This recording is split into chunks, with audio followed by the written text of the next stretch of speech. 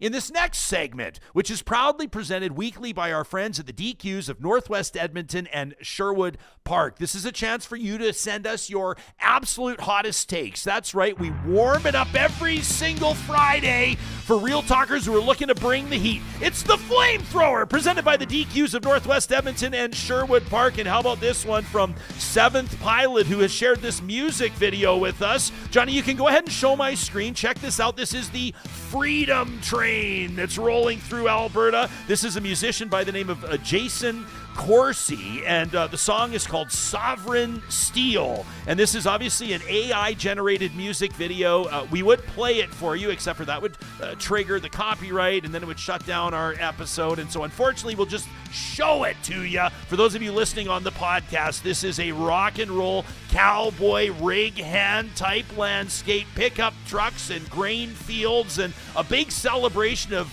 what it is that sets Alberta apart from the rest of Canada. They portray Mark Carney as the king who must be dethroned, the crown to be ground into the soil, that fertile Alberta soil that for more than 100 years has driven agriculture and the energy economy. This is a music video that calls for Alberta to be its own sovereign state. Seventh Pilot said, I guarantee you won't show it on Real Talk. Number one, Seventh Pilot, here you are, and thanks for sharing. I've never seen a rig hand playing the drums right there on the platform before, but in all seriousness, Seventh Pilot says, Jespo, you're gonna owe 100 nights. That's what the email says. For those of you that have no idea what he's talking about, there's a Real Talker by the name of 100 Nights that's been in our chat claiming that they will see a 70% yes response to a referendum asking if Alberta should leave Canada. A 70% yes. So I've gone on the record and invited 100 Nights to put their money where their mouth is and bet me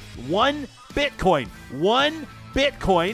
if they're so confident on their prediction. We'll bring 100 Nights into the studio. We'll have a lawyer drop the agreement. We'll make it public after establishing that both sides can afford to present a Bitcoin and hand it over if they lose the bet, and we'll make it happen. It'll be the wager heard across the country, 100 Nights. We're still waiting to hear from you to talk at ryanjesperson.com. I'll tell you one thing, Seventh Pilot.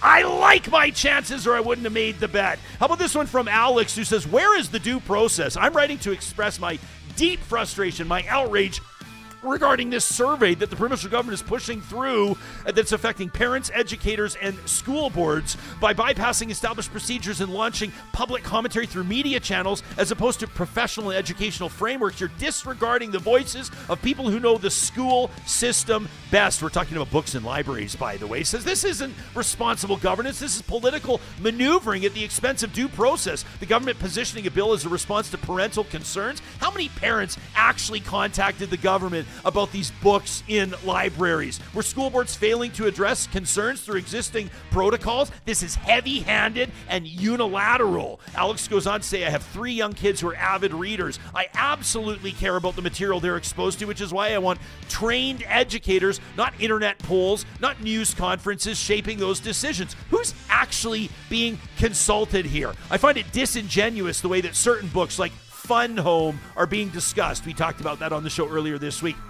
Are you implying, without stating outright, that these books are being handed out to elementary school students? That kind of rhetorical sleight of hand is misleading and unworthy of a minister of education. As an educator, says Alex, who's read that book, I would be glad to see it included in my children's classes when at the appropriate age to do so. Literature like that book encourages empathy, reflection, and nuanced thinking, which is a skill and a trait that our children need now more than ever. Education policy should not be shaped through surprise press conferences and vague insinuations. It's got to be built on consultation, evidence, and respect for the institutions that serve our children every single day. That from Alex. I love that one, Alex. And by the way, we're speaking to the head of Alberta's libraries on the show, school libraries, that is, early next week. Keep an eye out for that. Rick says, gents, I've really been enjoying the show these days. There's a lot going on, and it's got to be tough for you guys to choose which bonkers story you're going to run with. He says, my rant is about Mark Carney's first day in Parliament. What is going on again, wonders Rick. It's a huge privilege to be in the House, yet the Conservatives are acting like a bunch of whining children. He says, do you remember Doug Griffith, CEO of the Edmonton Chamber? He would call these guys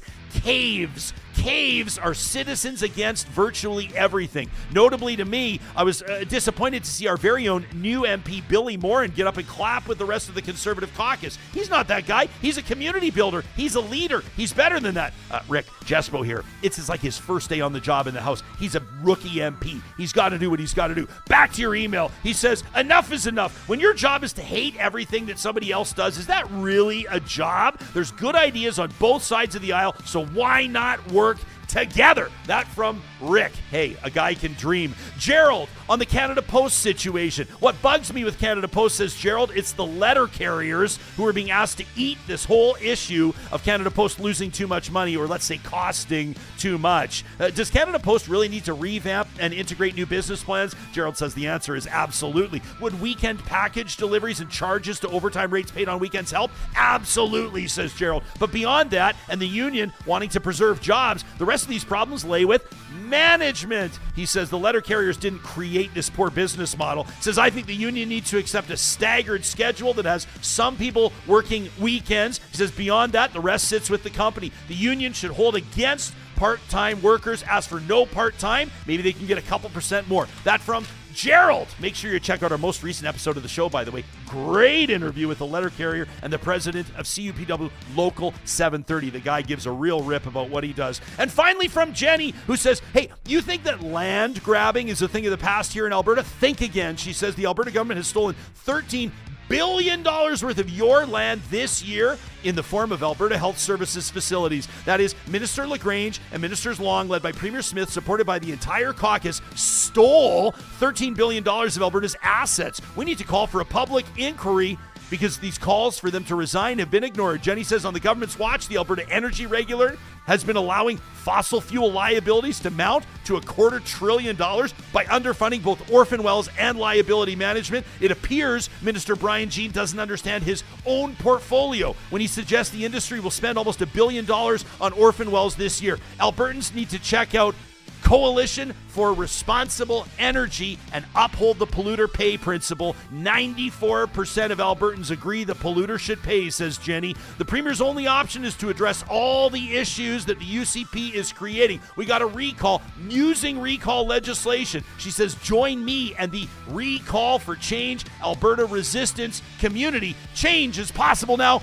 Join the resistance. That from Jenny. You can fire up your flamethrower anytime to talk at ryanjesperson.com. These are all real emails from real talkers who are all fired up and proudly presented by our friends at the DQs in Palisades, Namao, Newcastle, Westmount, and Baseline Road. When you beat the heat this weekend with your favorite blizzard, you make sure you let them know that Real Talk sent you. I'll be on the House on Saturday, CBC Radio with Catherine Cullen. We'll be right back here Monday. We can't wait to see you then. Have a great weekend, everybody.